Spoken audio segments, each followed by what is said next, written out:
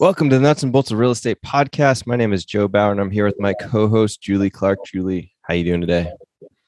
I am doing good today, Joe. I put on a kind of a Christmassy shirt today to kind of celebrate the holiday spirit since we're dropping this right before Christmas.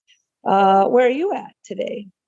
I'm still in Kauai for the rest of the week before I come back geez. to Seattle and get frozen. So what's up with the crazy weather out there? Something's going down out in Kauai. I think that they just needed things to report on the news because it rained hard for one day. It was 2 inches in one day, so it was quite a bit of rain. But every single time we've come to Hawaii this time of year, which has been it's like our fourth time, it's been super rainy for a small period of time. So it's like 79 to 80 degrees pretty much most of the time. Well, geez. Well, it's not that bad here, although I'm trying to get to, Tonya, you know our friend Keith Pitch with Loan Depot, right? That's the benefits of getting to know everybody and having this network. Keith just purchased an Airbnb in Sandpoint, Idaho, over at Schweitzer. So I just bought myself a new snowboard this week. Yeah, little gift to myself. Yeah, and when I was actually shopping for boots for the girls, I decided to buy myself something instead. You know how it goes. And headed over to Schweitzer right after Christmas, except I wrecked my car. And I need to make sure that I got some wheels to get over there. So it's been a really fun week this past week. And you guys are probably the best part of my week so far. So let's jump into it. I'm going to get my cheat sheet notes up here. And we are going to jump into it. So you guys who hang with us, and if you haven't been hanging with us, you need to start hanging out with us on Thursdays at our weekly meetup. It's super awesome. It's just an open discussion. But we've been talking a lot lately about DADUs and ADUs at our weekly Thursday meetup. And today we're going to continue that conversation and that discussion. We're going to get to pick the brain of Mr. Derek Harms. Derek's an investor and agent at Compass in San Diego, and he has been killing it with his value add investing. In fact, we might be his good luck charm today. He just told us he's on the verge of getting a sweet deal today, and he might even hang up on us because his deal's so sweet that he might get the call during our show here today. But we're lucky enough to have him join us and share his experience and knowledge with us. And the great thing, like I said, about our weekly meetup group is that everyone participates, kind of like a collective genius of sorts. If you guys haven't heard about the real collective genius, that's actually a real thing that you need to check out. So credit to those guys. But, everybody participates. And my co-host today, Tonya Spivey, is the one that introduced us here to Derek. So thanks, Tonya. Tonya's a broker at Keller Williams in Seattle. And we appreciate that. So I was joking with these guys. We've got like the United Nations of real estate here today because Derek's at Compass, Tonya's at Keller Williams, and yours truly here at EXP. So bringing the goodness to our friends. Let's jump into it. Thanks so much for having us today, guys. So let's start, Derek, with sharing how you got into the real estate biz. Awesome. Thank you guys for having me. I really appreciate it. I think there's so much to be said about putting real estate minds together and then sharing it with the general public. So via podcast or meetup group, which you host, Julie, which is cool because I too host the North San Diego Real Estate Investor Association. And it's been invaluable as to what it's meant to me and then those that come are members and guests. So I think what you guys are doing is really cool. I'm grateful to be a part of it today. Thank you, Tonya. I really appreciate you setting this up. All right. So to get into it, the elevator pitch. So I've been doing this now since 2010. Back in 2010, I bought a duplex as a foreclosure in a small little town in California called Barstow, and I bought it for $22,000. And at the time, it was all the money I had and all the money I could borrow. And I was bartending at the time. And I bought this property and would drive out to it every day. I lived 3 hours away. I would swing hammers and fix it up and then drive back and bartend at night. And then I did that for a while, ended up hiring a helping hand to help me get through the gates on that, and eventually fixed it up, put tenants in it, learned how to be a landlord for a little while, and then sold it to a regular at my bar. And I sold it for $52,000. So, I walked away with a little over 20 grand on the deal. And that was more money than I had made in like 6 months of bartending. So I was young and exuberant and just said, screw bartending. I'm giving this real estate investing thing a try. And then from there, I went to Florida. I learned how to buy properties at tax deed auctions and ended up buying a property online, not really knowing what I was doing. I got extremely lucky and ended up buying the worst house in the best neighborhood. I did my diligence, of course, but I got lucky in the fact that I didn't know that the house had over $100,000 worth of code violations against the property. And because this house had been a neighborhood nuisance for about a decade. And luckily, I went into the county commissioner's office with my tail between my legs and just said, hey, I'm new to this and I bought this house and I'm willing to fix this house up, but I can't pay any of these liens. And he made me a deal and he said, all right, son, as long as you clean this thing up, I'm sick and tired of having to deal with this house. I won't make you pay a dime. So sure enough, I fixed it up as fast as I could. And the news actually had a hold of this property because it was such a nuisance. And so they found out someone bought it and was renovating it. And they had this news story on it. And it was this huge blessing in disguise that it all worked out this way. So that kind of gave me the catapult I needed to realize how much I really enjoyed taking the eyesore of the community and turning it into the envy. And, and then let me finish this thought. So then I ended up buying a couple mobile home parks across the country, Oklahoma, Florida, to name a couple spots, learned how to do the mobile home park thing for a while, used seller financing to buy those and then actually sell those as well. I carried paper on those. So I got this whole experience in real estate early on. I got a lot of boots on the ground experience, hands-on experience.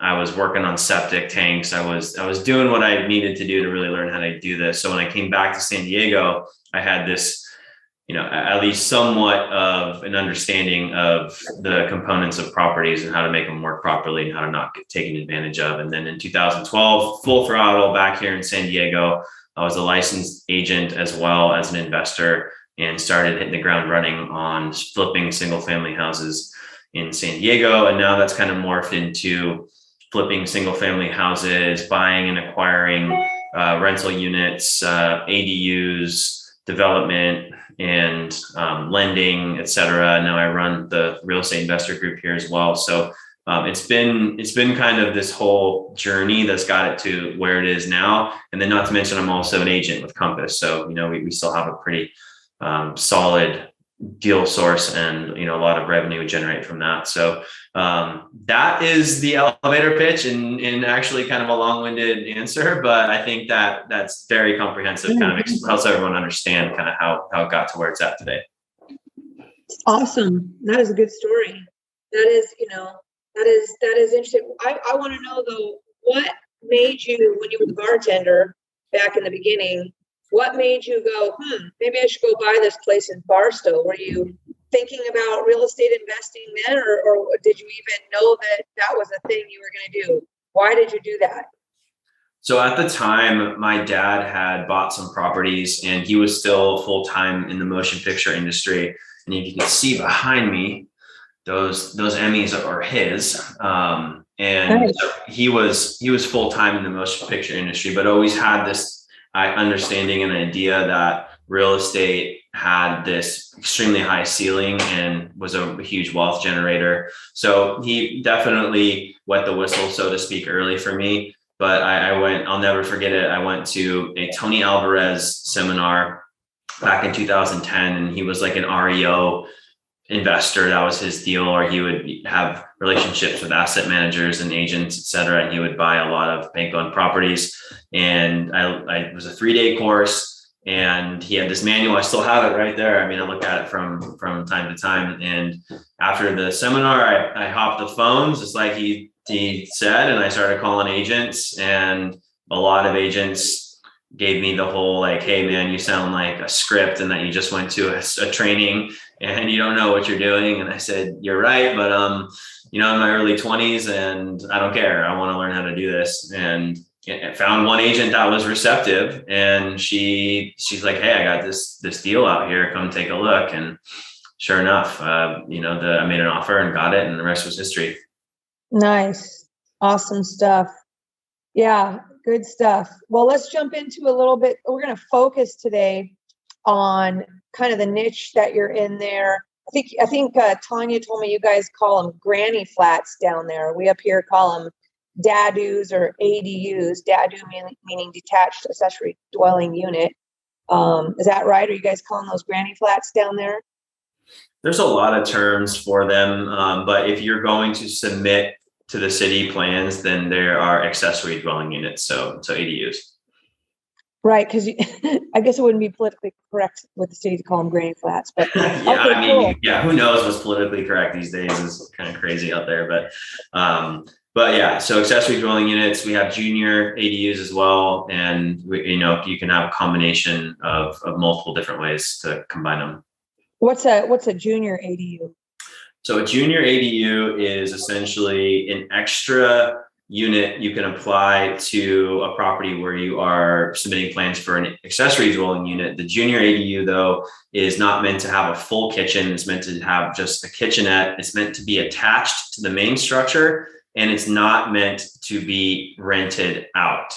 And it's typically meant for the owner occupant to have like family and someone else live in there. But there's no real enforcement of this stuff. Like sometimes they'll make you deed restrict it and commit to this, but there's no real way to enforce who lives there and what they pay in rent and et cetera. So it's still kind of the Wild West in how a lot of this is being interpreted. And I'm sure we'll get into that today, because there's been, at least in California, San Diego, especially, we've seen a lot of new legislation come through, and it has to be interpreted at the local level. And we're still not exactly sure how that's going to go down. But yeah, junior ADUs, just a smaller version of an ADU with those restrictions I meant. Gotcha. So you yourself, you're doing what, garage conversions, and tell us what a typical deal looks like for you when you're doing a value add with extra space. What is it that you're typically doing? When I mean extra space, that means a garage conversion, or I don't know, you're building something in the backyard, a complete detached unit that you build new in the backyard. What does it look like for you? So my favorite deals, and the ones I've been focusing on lately, are ones that typically have two components. One that has an existing structure that I can convert to an ADU. It's much easier in San Diego County to get an existing structure through the gates, permitted all the way through, rather than ground up. So I prefer to have that, number one. And then number two is I want the main structure, whether that's a house or a duplex or triplex or whatever it is that I'm buying, I want there to be a reconfiguration component involved in there. So for instance, I bought one in North Park, which is an urban metro spot here in San Diego. And it was a 2-1, a 1-1, and a detached garage. And so I reconfigured the 2-1 to be a 3-2, reconfigured the 1-1 to be a 2-1, added laundry to each one of those, and then converted the garage to be a 1-1. And so, I turned a 2-1 into 1-1 into a 3-2, a 2-1, and a 1-1. And the value, I doubled, more than doubled the price of the property, and I bought it for $800 and change, and it appraised at north of 1.6. So to me, that's where the real value pop, you get that equity jump is by reconfiguring what you have. And then Hey guys, it's Julie here with a quick break from the show to discuss an opportunity some of you may have interest in, which is to work more closely with me.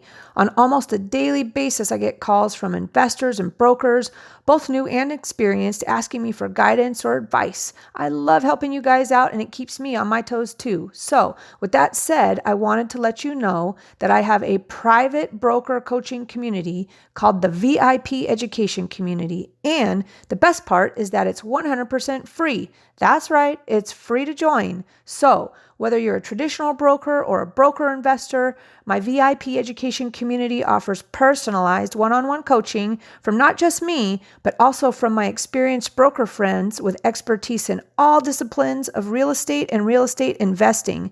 We'll teach and share our modern marketing strategies, our tech and lead generation resources, plus teach you how to identify or offer up opportunities for yourself or for your clients using techniques such as seller financing, lease options, land entitlement deals, BRRRR investing, flipping, multifamily or commercial coaching, whatever you like. We've got it all covered for you. The future of real estate is changing fast, and to stay in the game, it's time to learn about all the options you can offer your buyer and seller clients, as well as, if you want, learn how to use those skills to grow your own real estate portfolio. If you'd like more details about joining my VIP education community, reach out to me at julie@seattleinvestorsclub.com or text me at 206-910-2985 or just send me a Facebook message. My new favorite phrase is community equals confidence. So let's navigate the future of real estate together. Now, back to the show. Okay. So, hey guys, we just had a little technical difficulty and we are back in action here. Where we left off, Derek, was that you were telling us about a deal that you had purchased in the 800s or so, low eights, where you took a 2x1 and converted it to a 3x2. The 1x1 converted it to a 2x1. Plus did a detached garage conversion. That's where we left off. So that sounds awesome.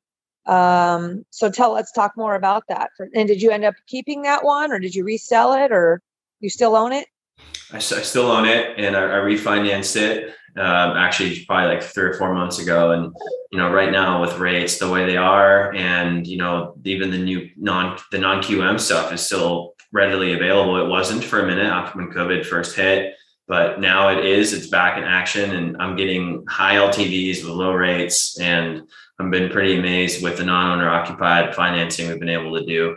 But to finish the thought on why I like properties like that is you have so many different ways to increase the value. The reconfiguration of the existing stuff is there, reconfiguring the yard to now have all separate yard spaces, reconfiguring the parking, and now adding an extra unit to what was just a garage.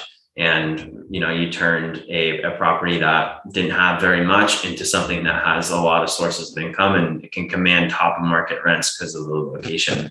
And I was able to pull all my cash out on that deal that I bought or that I used. And so essentially, it's almost an infinite return when you start calculating.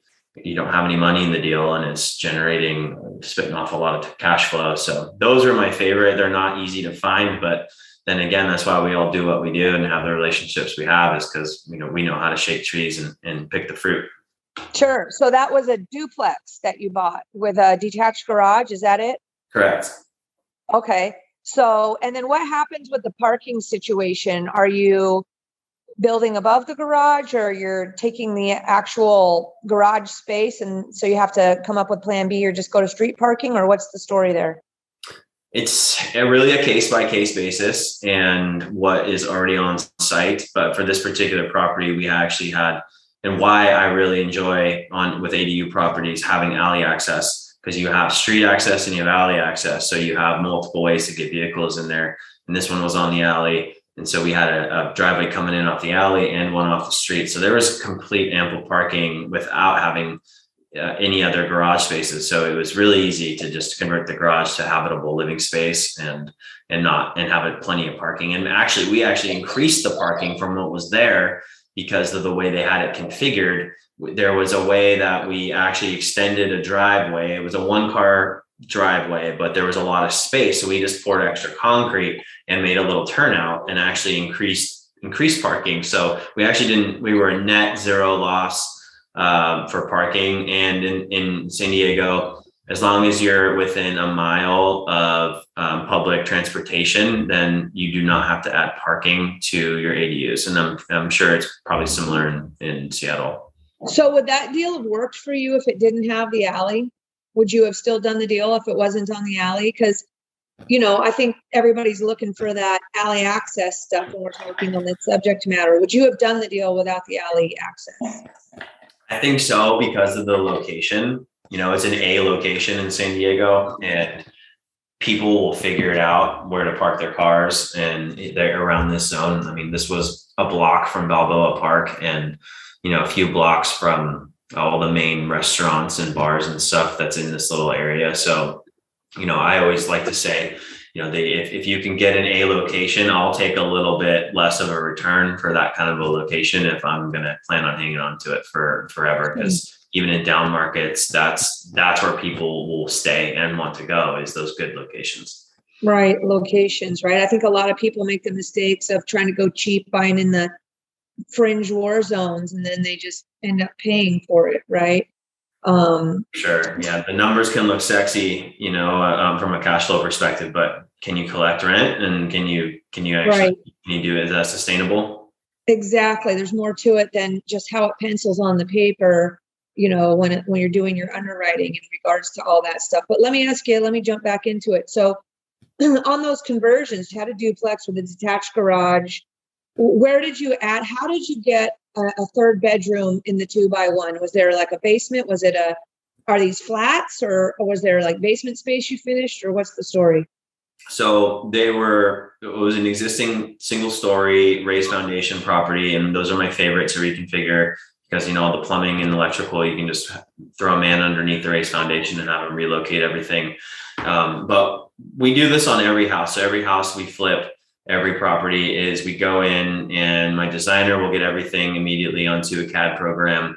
And Tonya, I've shown you these, this in depth on some of our projects, but even on just a normal flip, we'll get everything on a CAD program, and we'll start moving walls. We'll start playing with the design and seeing what the best use for the space is, and really maximize every foot inside that floor plan. And I personally am under the assumption that people will pay for quality use of space. And so even on a normal 3-bedroom, 2-bath house flip, we'll do our best to reconfigure everything, add a master closet, make sure the master bathroom is usable, add a pantry, do the things that people really want. And so the front house was only 950 square feet. And that's not very, very much to get a 3-bedroom, 2-bath property in. It's a little tight. But when you start asking yourself the question, what will a tenant pay more for? Will they pay more for a 3-2 that has the extra options for a bedroom, maybe for an office or for a roommate? And even though their ensuite master bath is somewhat small, or a 2-2 where you have a little bigger room, we think that there's more value in having that third bedroom. So we'll do it every time, especially on a rental. And so you have like an architect or somebody, architect engineer, as part of your go-to team on your direct dial for these sort of things, right? Yes and no. So my designer, she's not an actual architect, but I'd say she probably knows more than some of them, especially when it comes to design and reconfiguration. So her job is to help design the floor plans and value engineer it in a way it's not going to break the bank, and then I'll bring my engineer in if we are moving anything structural or have to do anything on the foundation. I used to not do that. And then sometimes it's like when you move a wall and you put a post and a beam in, like you can over engineer it just based off our experience. We know what needs to go in. But with that said, for me, it's like, for $750 now, just getting an insurance policy of knowing the exact calcs and building them to spec is just worth way more than $750 will cost to have. But yeah, so the designer, engineer when needed, contractor for sure. I always get out there when we're running these things, but I'm sure you guys are in the same level where, you can walk a house now and, almost down to like 2 or 3% off of what the budget's going to be for this house. And Sure. It's pretty rare now where I can walk a house and I'm not almost spot on to what it'll cost, just because we know our contractors' numbers almost better than they do now. Well, we want to give some value add back to people today. So I think there's a little golden nugget here. So you said $750. What are you paying for with $750? Because I think people think that it's extremely expensive to get this kind of review and insurance policy, as we say, done. What is it for $750 that you're able to confirm? that you said is worth spending? What are you spending it on? So our structural engineer will come out to the property anytime I'm moving any load bearing framing on the property, or if there are any sort of foundation issue. So even if you're opening up a kitchen wall or making the master bathroom or bedroom bigger, but you're moving load bearing framing, it's just so important to have a set of trained engineering eyeballs look at that for you. And what they do is come out. It doesn't take them long. It takes them like 30 minutes. They'll look in the attic to see if it's a truss system or conventionally framed, whatever it is. They'll make some calcs, measurements, and within a week you'll get your report back, and it'll tell you exactly how to frame that movement and when you're reconfiguring. And when you do that, if you are going to resell the property, it's worth so much to just include that in the disclosure packet and say, hey, here's the engineering, we built it to spec. Even if you don't pull permits, and a lot of times on a normal home renovation we won't. I mean, it's just a nightmare getting through the city here. But that's why even more important if you're not pulling permits to have engineering. So it's not like, okay, great, you removed load bearing walls and replaced them, but how do we know what you did? And so I think for $750, and I say $750. And that's kind of an investor rate here in San Diego. But if you're doing this in wherever you're listening to this today, call your realtors, call your investor friends, call whoever. I'm sure someone has a contact for you that works with investors that gets it and has a rate similar. I mean, but even if it was $1,500 in the big picture, so what? I mean, for what we're talking about doing with the value add engineering, I mean, I get it. But, I think sometimes when people are getting started or trying to move up a rung, they get so caught up on this, right? Just get going, guys. You get better rates as you do more of these projects. The point is, it's not $10,000, right? It's maybe $750 or $1,500 or whatever the number is. It's worth doing. Have you guys ever had to, speaking of the whole pull the permit, when you're keeping these, right? But I mean, here in our market, if we were going to, go resell the property for whatever reason, which hopefully we're talking right now about keeping those properties, but, permitting is somewhat important and looked at. So the problem is it takes a long time, right? How long would it take down there to if you were to pull the permit to do that work? Would it put a drag on it for? So it would, yeah. And so it's unfortunately, at least the city of San Diego is understaffed and overworked, and they just have so many projects sitting in a backlog. So for something like that, right, if I'm moving an interior or a couple walls where it's not that big of a deal, right? This is something we do weekly on all of our projects, and we know how to do this. And if it's engineered properly, but if we wanted to have that city stamp of approval, then it would probably take an extra 3 to 4 months. And it's like, what do you do? Sit around paying carrying costs for that whole time when you can have the whole project done in that time?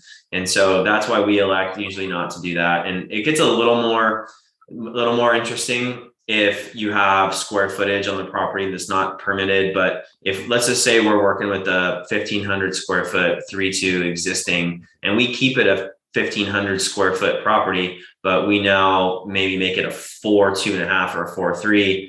Well, we didn't add to the footprint of the property. We just reconfigured the interior. I haven't had any issues on appraisals here in San Diego with that type of a thing and permitting. So as long as, and we disclose absolutely everything. But that's why it's more important to have, if you are doing that, an engineering report. But we'll talk to our realtors, or if I'm listing the property, everything is heavily disclosed and everyone knows going into it, eyes wide open, that there's tax roll will not match what the MLS has. But as long as the buyer's okay with it, we haven't had any lending issues or appraisers that aren't counting this extra bed and bath count.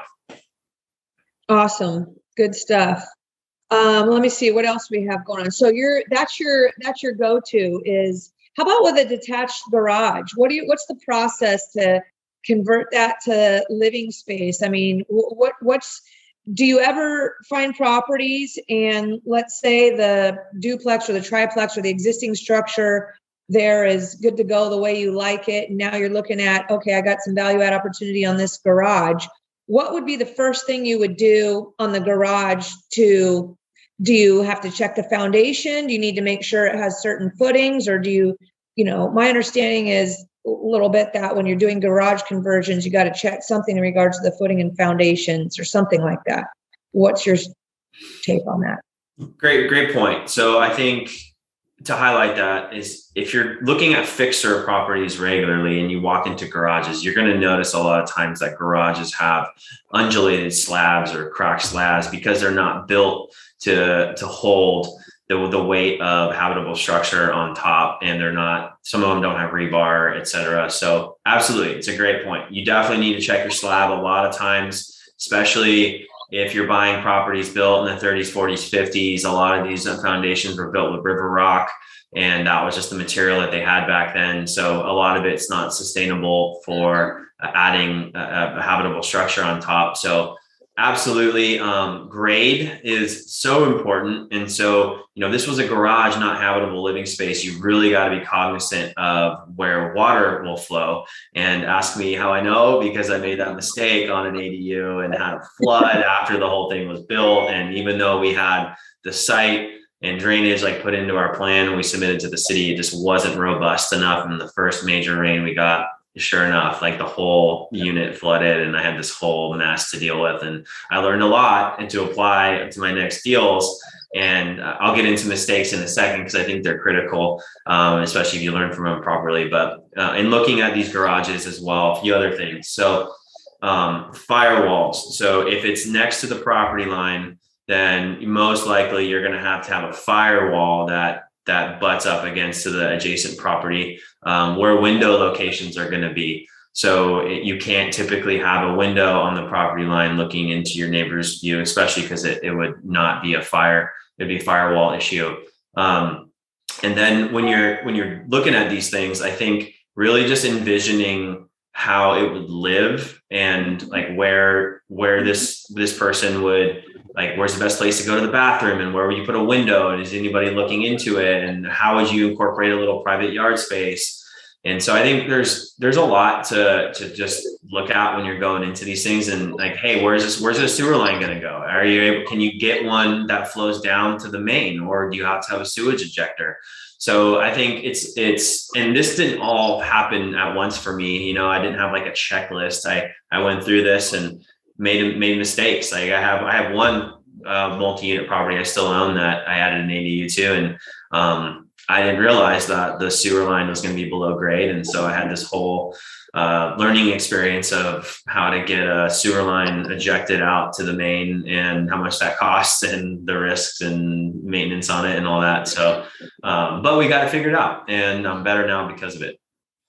So we like to go down rabbit holes here. So I'm deep diving on you because a lot of people are looking for this sort of project, and it's going to be the same complications, whether you're in San Diego or anywhere in the Pacific Northwest, wherever you are, it's going to be the same stuff probably. So does that mean when you're buying these projects that you need to have a due diligence period to investigate all these things in regards to checking this stuff? Or how do you check?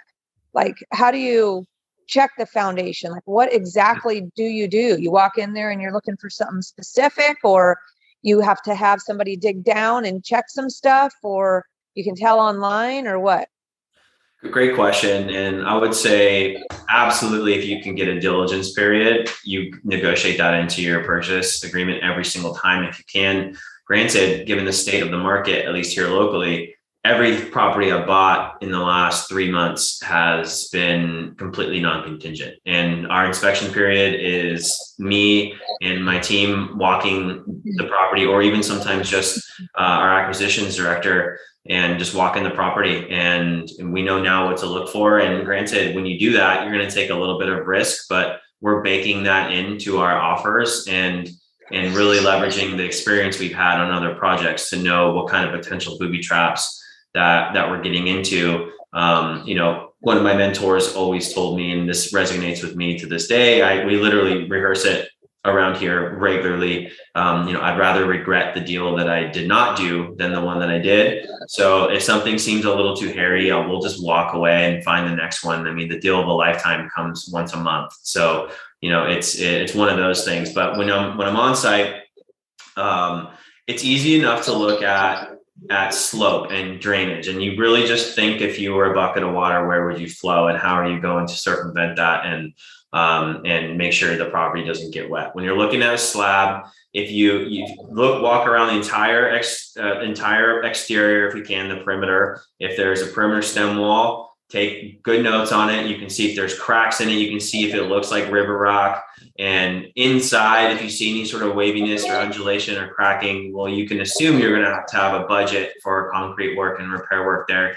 A lot of times on these perimeter stem walls, we're having to underpin huge sections of them. And underpinning, for those that don't know what that means, is essentially you have to excavate around the existing footing, which is the concrete slab that the property sits on, and you have to essentially underpin it with more robust concrete and rebar to give it more strength. And so we haven't seen too many where we haven't had to do some sort of structure addition in terms of help giving extra strength to the foundation. So, when you're looking at these 70-year-old garage slabs, you got to think that you're probably going to have to put a few bucks into it.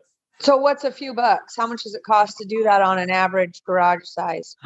So, okay, if we're talking like a 2-car garage, and those are averaging, anywhere between 350 to 400 square feet, at least, if you're doing a 20 by 20 or 20 by 15 or some in those realms, I think we're looking at anywhere between maybe $8 grand to $20,000 on that type of concrete issue, depending on how good or bad it is. And ideally, less, we'd rather do the least if possible. But these are scenarios where I don't skimp on foundation. We don't cut corners at all in our model. And I think that's why we've got such a good reputation, is we do really quality work. But in this specifically, to anyone listening, like, you don't skimp on foundation and plumbing, sewer, and electrical. I mean, it's just like those things, if you don't do them right initially, they will come back to haunt you.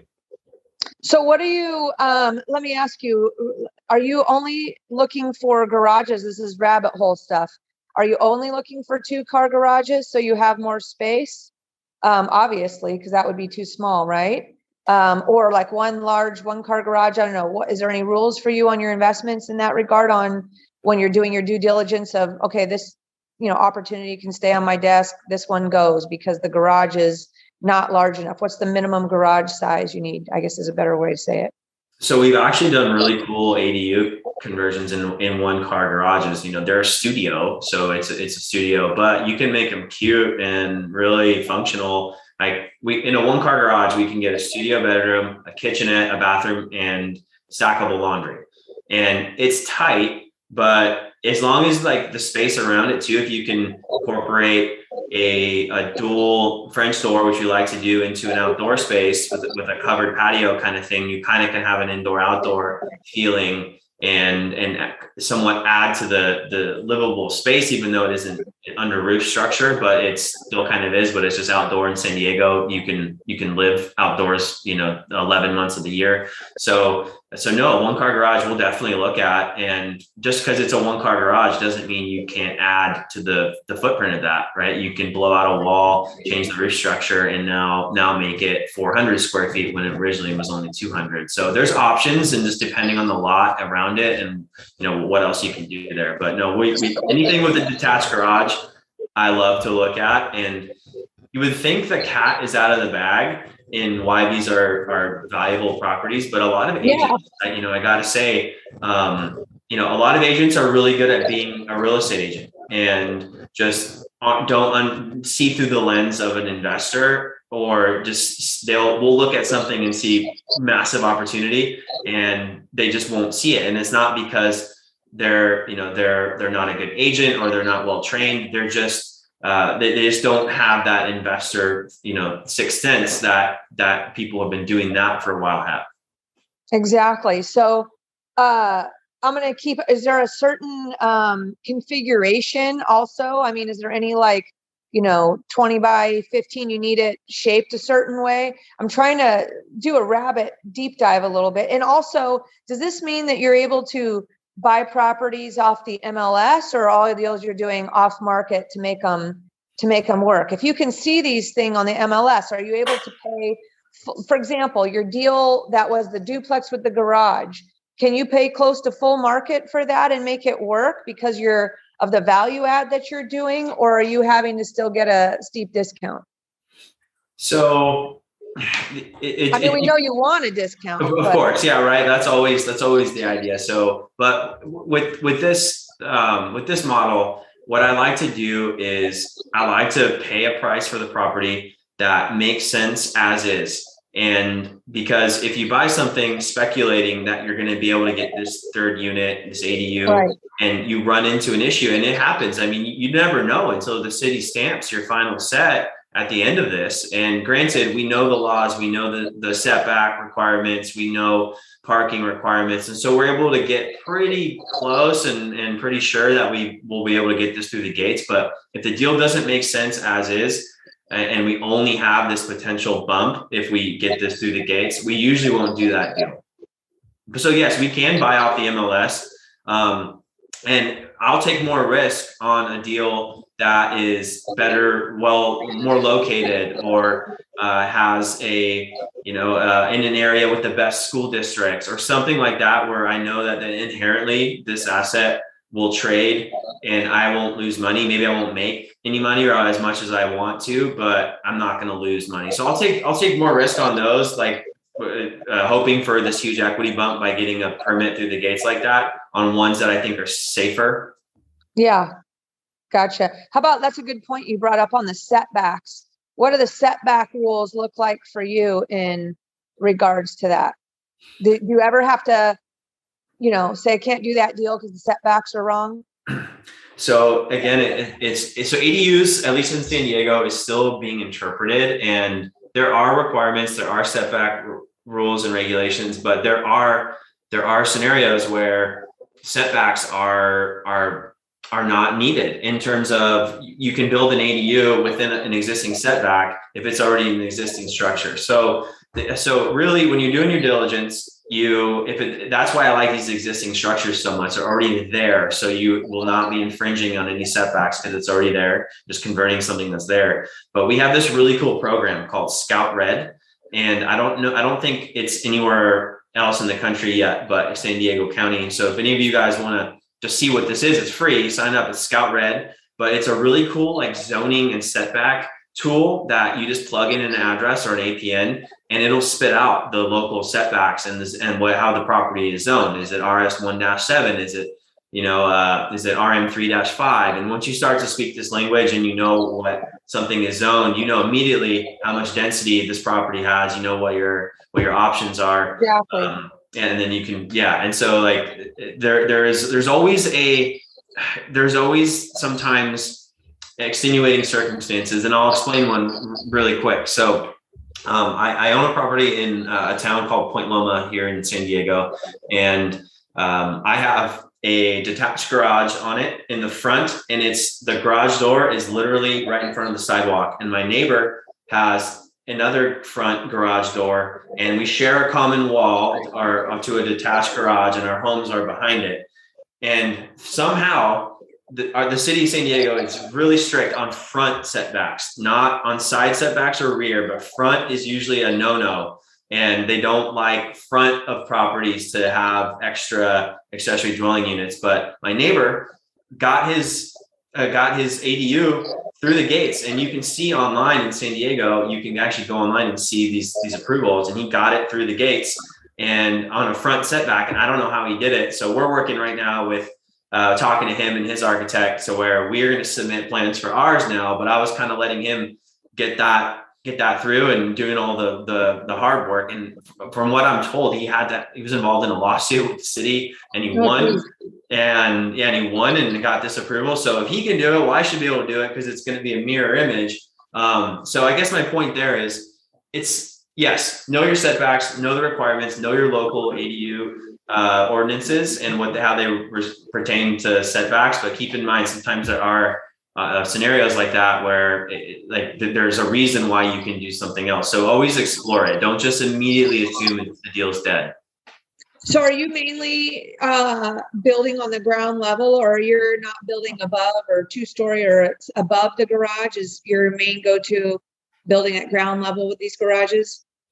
That's correct. I prefer to keep single story, and I don't like to do too much to the foundation if I don't have to. And obviously, the more you go up, the more beefed up the foundation has to be to handle the extra weight and safety. But this one in Point Loma, this will be going up above a garage. And so that will be my first one actually going up. And this one by San Diego State, which I mentioned to you, assuming I get that deal, that one will most likely have to go up as well, because I want to maximize the existing garage, but I want to scrape the lid off it and go higher. So I can get the 2,000 square foot main house. You can go half of that and into the maximum ADU size. So having 1,000 square foot extra property next to walking distance to San Diego State is, I mean, it's just going to be worth a lot. Right. So to clarify for people, when we're saying like you can get 1,000 square feet, right? That is the total living space, not just a footprint of 1,000, meaning, right? I mean, I think people sometimes get confused by, what that means. It means that your footprint might be lower, but your total living space is 500 square feet, or how does that work? You know what I mean? Do you know what I'm asking? I sure do. And that's a great question. So for us, if you can have up to 50% size of an ADU, 50% of the main structure's living habitable square footage. So in this case, I had a 2,000 square foot house existing already on the lot. I can have up to 50% of that as an ADU. So that would be 1,000 square feet. And that's the maximum. Now, granted, there are a few scenarios where you can wiggle a little bit more. You can pay a higher school fees, sewer fees, and tie-in fees, et cetera. But for the sake of this conversation, that's generally the rule of thumb. About 50% is the maximum size. So this is bleeding into a really good transition here about, like, if you were to pull a list to prospect of opportunities, right, for this type of scenario, whether that be just an existing home, you got a couple things going on here, right? You got like a duplex or triplex or whatever with a detached garage, or maybe you have an existing home with a detached garage. If we reverse engineer into pulling like list opportunities, right? What would that look like? Maybe it would look like, obviously, something that has a detached garage of, we'll just pick the sweet spot, like you said, 350 or 400 square feet with an existing home of, it has to be a certain size in order for you to allow you to, like you couldn't have like a detached garage and a 1,200 square foot home, right? Or maybe you could. That would be a 600 square foot. You get what I'm saying? Absolutely. Yeah, absolutely. Yeah. So what's the perfect list look like? So good question. And I think that's the golden nugget that everybody wants, is what's golden goose.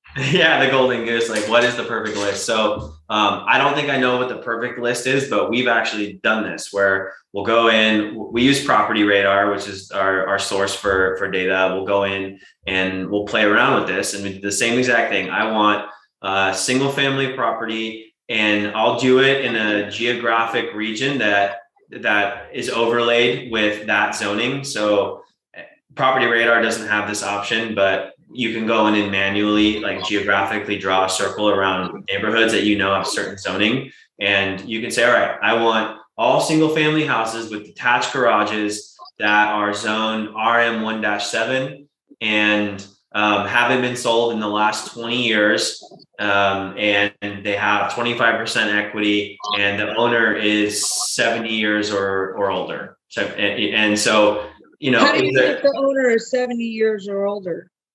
Property Radar has that information. Okay. Or are you just going back, like you're just making an assumption? They actually have that on there now? They do. Okay. And I actually love that list just in general. Like, yeah, owner occupied, 70-year-old or more, or 80 even, we've done. And you're just talking to people that, may be in a place in their life where they need to sell an asset. Sure. Okay. So we're looking at detached garage, right? Mm-hmm. Specific zoning, owned for 20 years or more, at least 25%. Lot size. Okay. Yeah. So I'd say depending on the lot size, it gives you more options, and you can do an alley access. And so you can get as specific as you want. Obviously, the more criteria you add to this, the least lower amount of properties that will be. But if you want to get super nichey with it, you can do it. Yeah. How about house size, existing house size, to control the size of the dadu that you can have, right? Because if we're talking about whatever you guys are all at in your local jurisdiction that you're doing this, you need to understand your limits, right? On that sort of thing. Does that make sense? It sure does. And, I think too, if you're doing a detached garage though, and let's just say, because you can even separate between 1-car or 2-car detached garage. And so let's say you're only doing 2-car garage on your data set, then for the most part, I like to just keep what's there and not add too much to the footprint, because you get into all kinds of extra stuff with your permitting. And so if you have an existing 2-car garage, it almost doesn't even matter what size your actual house is, because you can convert that space. And at least in San Diego, an average 2-car garage is 350, 400 square feet. There aren't too many detached single family houses that are going to be smaller than 800 square feet, which would be double. So it's that part, if as long as you're getting something with a detached 2-car garage, you have some pretty good options. Right. So what's it costing you to do a full garage conversion down there? Because I imagine we're not that far off in our pricing. No. So I have actually some actual numbers from one of my deals. And so, okay. So a two-car garage conversion, this is starting with essentially just a pitched roof and a slab that needed a little work. We're about, I think all in, we're about $110,000, depending on how bad the property is. But we've been averaging. Let me pull up my numbers here. Okay, so yeah, it's been about $300 a foot, I would say, on these full garage conversions, and that seems a little high. Like our average on our single family house renovations on a flip we're doing has been about $65 to $70 a square foot in our normal renovations, and that would include reconfiguring, et cetera. But going through plans, and I'm including our soft costs, so planning, permitting, and building, we're at around that $300 a foot number, maybe a little bit more. What's the front end cost for somebody, and just a ballpark, we're not going to hold you to it. Somebody says, damn, I own my own house, I should do this on, right? What's the review? Like, just to get it where somebody gives you the thumbs up, like, here's the review, here are the plans, before, get to the point where it's quote, shovel ready, for lack of a better word. What does somebody have to spend, you think, to get shovel ready to?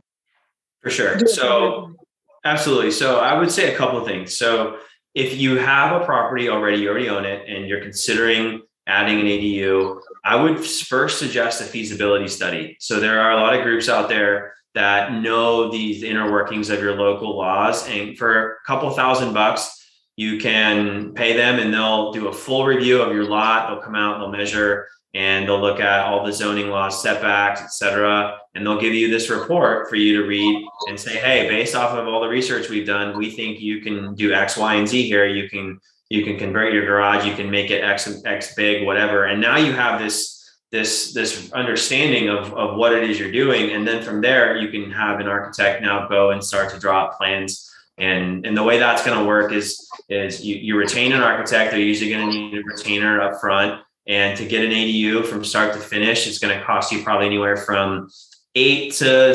$16,000, and then factor in some permitting fees depending on your local ordinance. Factor maybe an extra 5 to 10 for that, and then you have building costs on top of that. So I would say that's a rough number, and I'd say maybe give or take an extra 20% either way on either side of that. But I'd say that's probably a rough ballpark for people to understand. And the one thing too, I really want people to take from this is, all right, let's say it costs $150,000 all in to convert your 2-car garage, right? Let's just use this number as $150,000, but that can generate you $1,500 a month in rent. And in today's rental environment, that's probably low. That's low for San Diego. That's probably low for Seattle. Well, you just spent $150,000 to create $100 or $1,500 a month. Where else can you get that kind of a return? Right.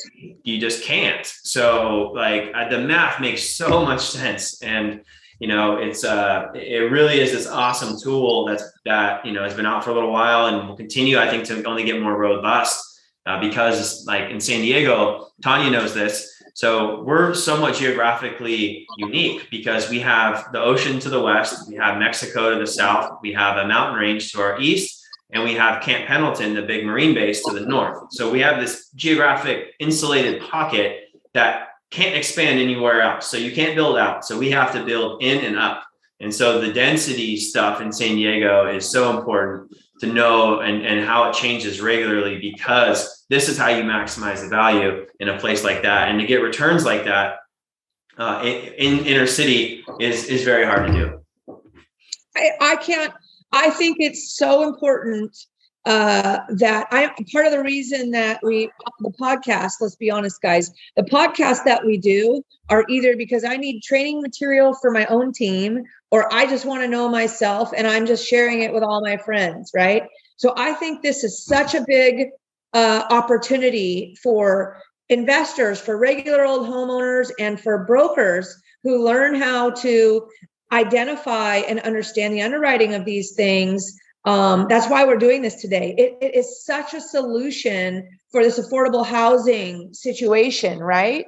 To add these extra units. I think you're crazy as an investor or a broker to not understand this as a deep dive for 2022. You really got to get in the game here, which is why we're even talking about this today as well, and why we continue to talk about it on Thursdays if you guys want to show up with us. But this is all super good stuff. If I was somebody, and I wasn't even investor minded, because that's most of the people listening here today, if you had a garage on your own property and you could spend, I don't know, $5,000 or $10,000 or whatever the number is. Maybe it's just that first step to get that. How much did you say a feasibility might cost? Like, what a learning experience to learn on your own property, even if you're not going to do it, that you understand, then, get that report. Almost like a free, not free, because you're going to pay for the feasibility.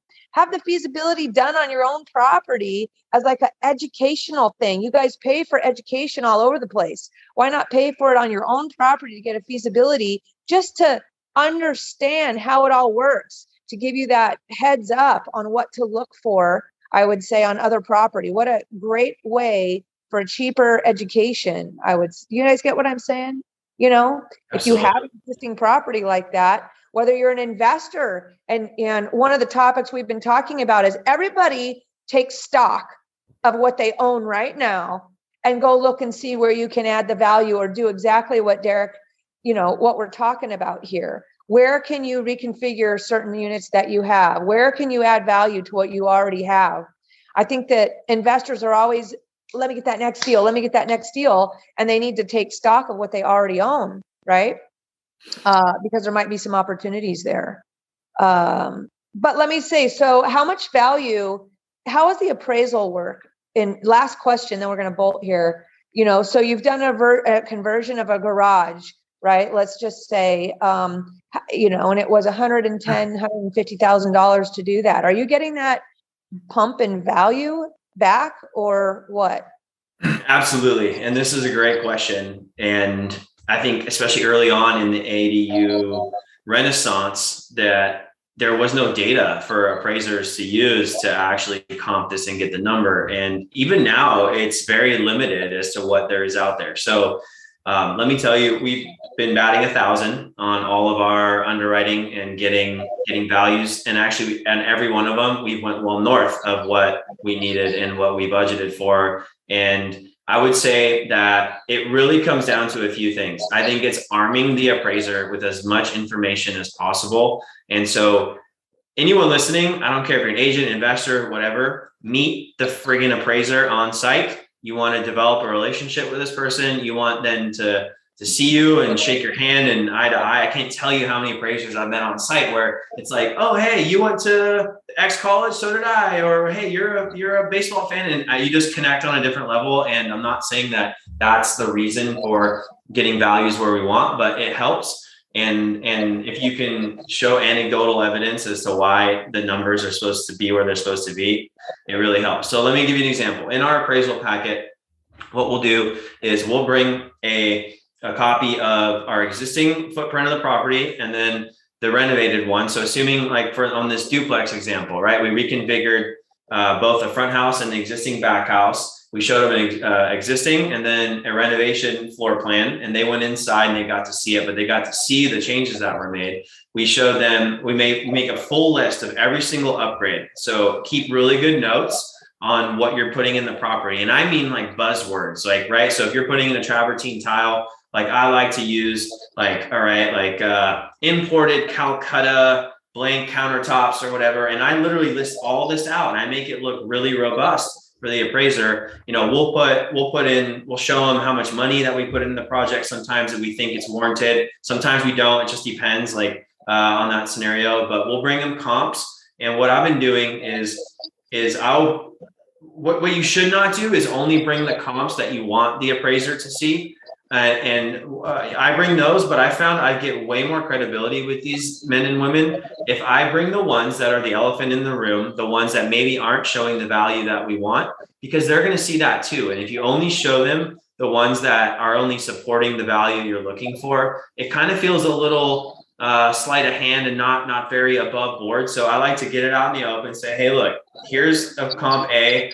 And I don't think it's quite comparable because of X, Y, and Z, but I know you're going to see it when you do a search because it's data all of us can see. But here are the other ones. And what I like to do now is if I'm converting 2 units to a 3, I'm bringing them 3-unit comps and I'm showing them the triplexes that were already there that have sold.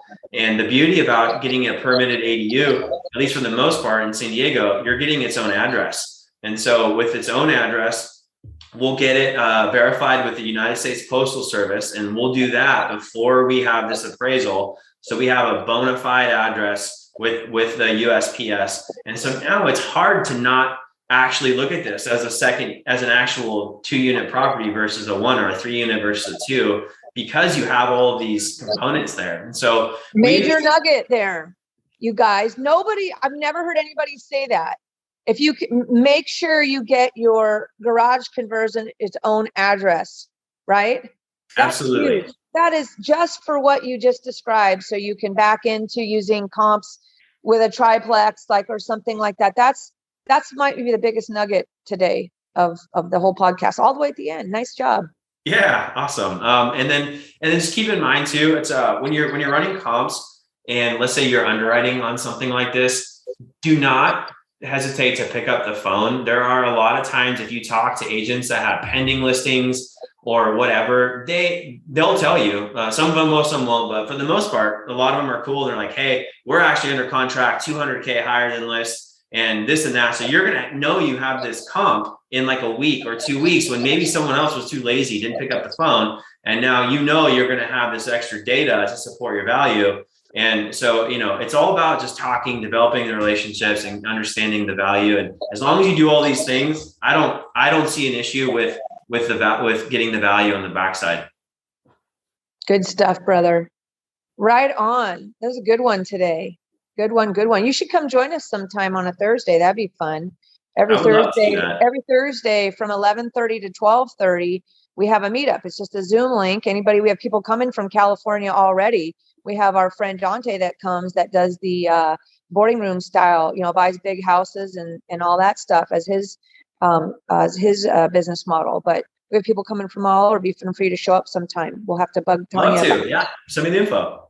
Yeah. Well, this is, I don't know about you guys, but if you have any follow-up questions, feel free to drop them below in the notes or on the YouTube notes or however that works. Joe can tell you how to do that. And we'll see if we can get those answered for you. And then you guys make sure you come to our Thursday, 11:30 Pacific time, 11:30 to 12:30. This is the kind of stuff we're talking about. Deep nuggets with people actually doing it. And like we said, if we don't have somebody there that knows what to do, we certainly know somebody that knows what to do. So, we can't thank you enough for joining us today and giving us this deep dive. We look forward to hearing about more of your successes. We didn't even cover your failures today. So you guys A will lot have of to those. I have a lot of those. So that may take their own podcast. But remember, I'll leave everyone with this, right? Your success is built on the foundation of your failure, and you have to do it. You have to learn. You have to just get out there and take action. That's right. I say fall forward, fail forward is the way to go. So good stuff today, guys. Thank you everybody for coming. Again, if you want to join our weekly roundtable meetup where we talk about these things, you just go on to meetup.com, look for Seattle Investors Club and grab the registration link there. It does not change every week. So it's the same link every week. You can literally copy and paste it into your calendar for 11:30 to 12:30 on Thursdays, so you don't miss it. It is recorded for members of Seattle Investors Club. That's an annual fee of $220 a year to join. I can guarantee you're going to get massive value out of that. Lots and lots of nuggets dropping. And we've started time stamping those, so you don't have to listen to the whole thing. And you can go to the parts that interest you the most. So we look forward to seeing you. And we look forward to seeing you guys, hopefully, on one of the Thursdays coming up. Tonya, thanks. Good one. Thanks so much for having us on. It was really good. So many juicy pieces of info. Love it. Good stuff. Joe, where can everybody find the details of today's show? Yeah, all the show notes can be found, like Julie said, down below on the YouTube video. Or if you're wanting to head over to our website, you can do so by going to seattleinvestorsclub.com/156, and everything will be listed there as well. And lastly, I just wanted to make sure that Derek or Tonya, did you have any links or anything that you guys wanted to share where people can find you and follow you? Yeah, absolutely. So I would love to share the nsdrei.org. That's the North San Diego investor group that I'm the president of. And we like a very similar model. And I just can't tell you how imperative it is to keep surrounding yourself with like-minded individuals. And it's like, look what happened here. Like, hopefully someone takes something from this and they apply it to their own business. Anyway, I'm going down the rabbit hole. Sorry, Joe. But yes, nsdrei.org. That's our investor model, our investor club. And if you'd like to check us out, you can just go to webuysandiego.com. Awesome. Tonya, give us the digits. I am realestategals.com. Part of an amazing team there. And just on Facebook, obviously Instagram, all the things. And I look forward to sharing anything I possibly can. And if any of you guys ever need to reach me, I'm an open book, happy to help all of you. And I like personal connections, personal conversations. So text me at 206-910-2985 if you want to talk to me, and I'll call you back. All right. Happy holidays, everybody. Hey, Joe, can we ask everybody we would like a special holiday gift from you guys. That's right. I'm like a 13-year-old. I'm going to ask for it. We would love a 5-star review of our podcast. If you guys feel like giving us a nice holiday gift here at Seattle Investors Club, we would thank you for it. Hopefully you've enjoyed our show here over these last couple of years. We've certainly enjoyed hanging out with you guys. So happy holidays. Over and out. See you guys. Thanks for listening to the Seattle Investors Club podcast. If you have questions that you'd like to have answered on the show, shoot us an email at info@seattleinvestorsclub.com. Now go out, take that action, and build that real estate business. Thanks for listening.